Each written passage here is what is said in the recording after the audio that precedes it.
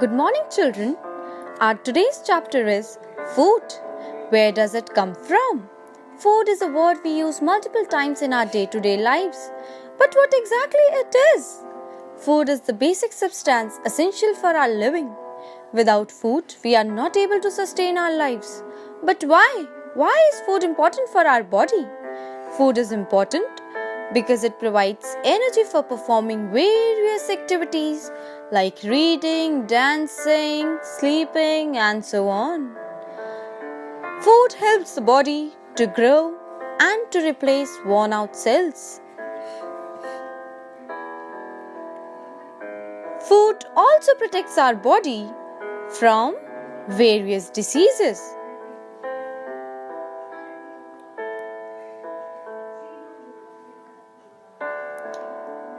Now think, what did you eat today?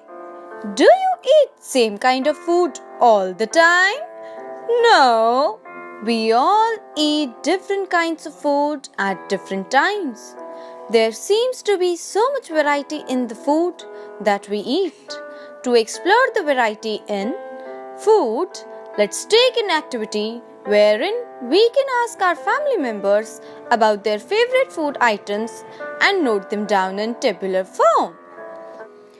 But what are these food items made of?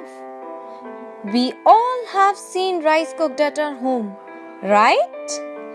Now think, what are the materials we need to cook rice and how we cook it? Atil, what do you think? Yes, we take some rice and boil it in water. So for cooking rice at home, what do we need? For cooking rice at home, we need raw rice and water.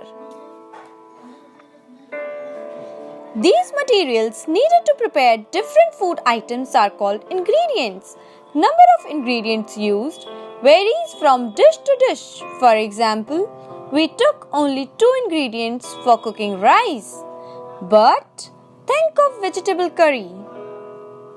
To prepare vegetable curry, we need different kinds of vegetables, salt, spices, oil, and so on.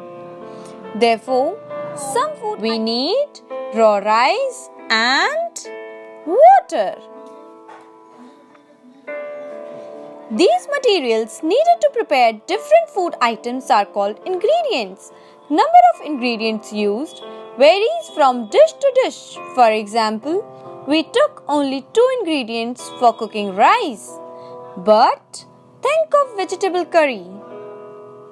To prepare vegetable curry, we need different kinds of vegetables, salt, spices, oil, and so on.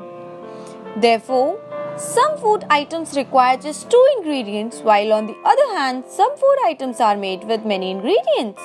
To clear this concept, let's take another activity wherein we have to find the ingredients of food item listed in activity number 1. Do you find some ingredients common for different food items? Till now, we have seen the variety of food and its ingredients. Now think, where does these ingredients come from?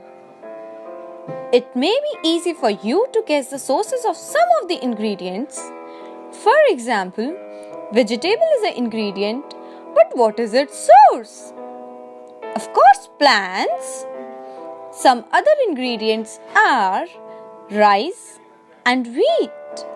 They come from paddy or wheat fields with rows and rows of plants, which gives us these grains. So their source is plants again. Some other food items are milk, egg, and meat. They all come from animals. So their source is animals. Let's take up another activity. The food items and their ingredients you listed earlier. Find out their sources and note them down. The conclusion of this activity is plants are the sources of food ingredients like grains, cereals, vegetables, and fruits, while animals provide us with milk, egg, and meat products. Can you name some animals which give us milk? Yes, cow and goat gives us milk. Now let's perform an experiment which will demonstrate sprouting. For this, we have to take some dry seeds of moong or chana in a bowl. Here I am taking moong and add water in it. Now leave this aside for 24 hours. We will take this up in the next class.